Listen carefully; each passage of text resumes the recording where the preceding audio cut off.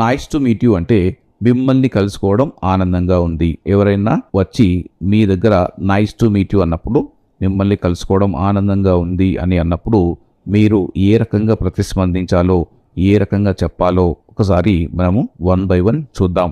మొదటిగా వచ్చేసి nice to meet you too అనొచ్చు. Nice to meet you too, మిమ్మల్ని కలుసుకోవడం కూడా నాకు చాలా ఆనందంగా ఉంది అని చెప్పొచ్చు. ఇంకొకటి pleasure meeting with you as well.